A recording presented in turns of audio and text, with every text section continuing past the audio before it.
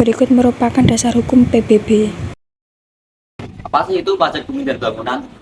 Jadi, pajak bumi dan bangunan adalah pungutan yang harus dibayarkan atas keberadaan tanah dan bangunan yang memberikan keuntungan maupun kedudukan sosial ekonomi bagi orang pribadi atau badan. Lalu apa saja objek yang dikenakan pajak? Objek yang dikenai pajak hanya bumi dan bangunan. Objek yang tidak dikenakan pajak yaitu yang digunakan semata-mata untuk kepentingan umum seperti bidang pendidikan, ibadah, kesehatan, sosial, dan kebudayaan nasional. Sebelum memasuki perhitungan pajak PBB, kita perlu mengetahui istilah tentang NJOP, NJKP, dan NJOP-TKP. Nilai jual objek pajak atau NJOP adalah nilai yang digunakan oleh pemerintah dalam menghitung PBB. NJOP ditetapkan oleh pemerintah daerah berdasarkan penilaian dari properti. Dasar perhitungan pajak yang ditetapkan serendah-rendahnya yaitu 20% dan setinggi-tingginya 100% dari NJOP. NJKP atau nilai jual kena pajak merupakan suatu dasar dari perhitungan PBB, yaitu persentase tertentu dari NJOP, sebesar 40% untuk objek pajak perkebunan, kehutanan, dan objek pajak yang wajib pajaknya perorangan dan lebih besar dari 1 miliar. Sedangkan untuk 20%, yaitu untuk objek pajak pertambangan dan objek pajak lainnya yang NJOP-nya kurang dari 1 miliar. Yang terakhir yaitu nilai jual objek pajak tidak kena pajak atau NJOP-TKP. NJOP-TKP adalah batas nilai NJOP suatu objek pajak yang tidak dikenai pajak. NJOP-TKP ditetapkan untuk masing-masing kabupaten setinggi-tingginya sebesar 12 juta untuk setiap wajib pajak. Apabila seseorang wajib pajak mempunyai beberapa objek pajak yang diberikan NJOP-TKP, hanya salah satu objek pajak yang nilainya terbesar. Sedangkan lainnya tetap dikenakan secara penuh tanpa dikurangi NJOP-TKP-nya. Pak RT.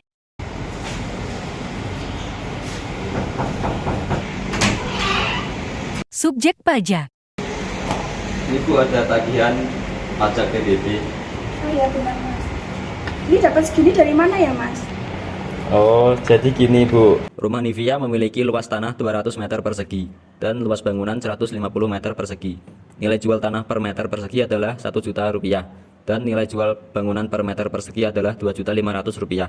Hitunglah PBB yang harus dibayarkan jika NJOP-TKP-nya 5 juta. Untuk menghitungnya, yang pertama yaitu mencari nilai jual tanah, yaitu sebesar 200 meter persegi dikali 1 juta per meter persegi.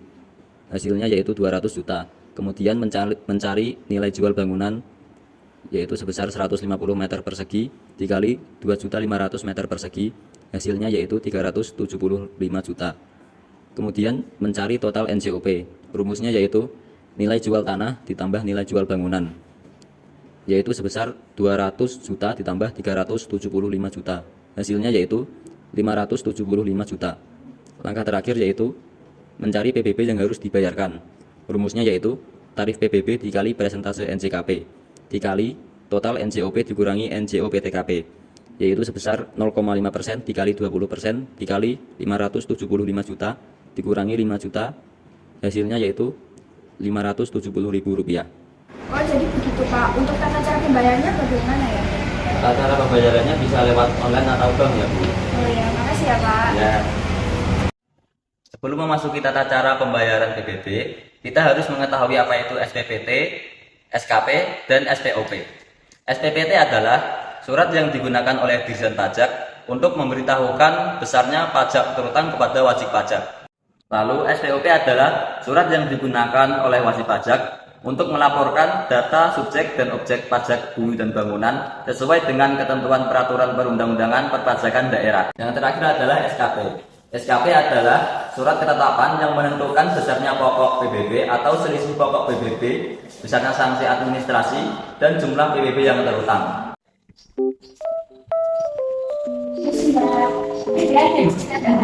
Petugas ban.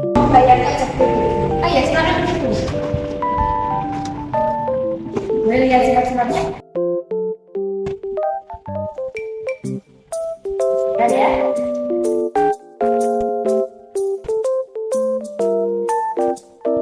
Soalnya 35.000 ya. Iya.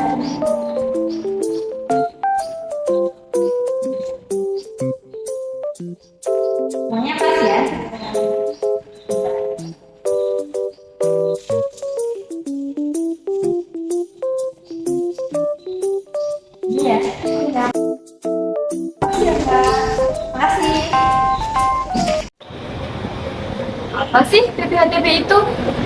BPHTB atau Bea Perolehan Hak atas Tanah dan Bangunan adalah pajak yang dikenakan atas perolehan hak tanah dan bangunan, yaitu perbuatan atau peristiwa hukum atas tanah dan bangunan oleh pribadi ataupun badan. Berikut merupakan dasar hukum BPHTB.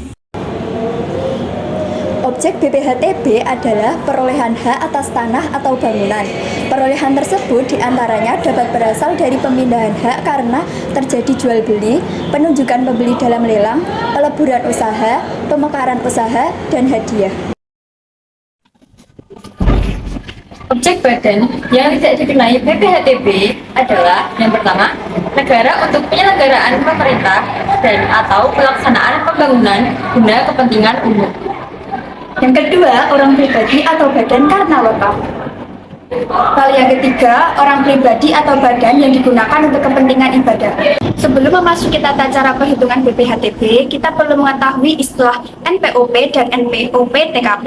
NPOP adalah nilai perolehan objek pajak dengan nilai transaksi dari rumah atau tanah yang menjadi objek jual beli. Sederhananya, NPOP adalah harga jual rumah atau tanah.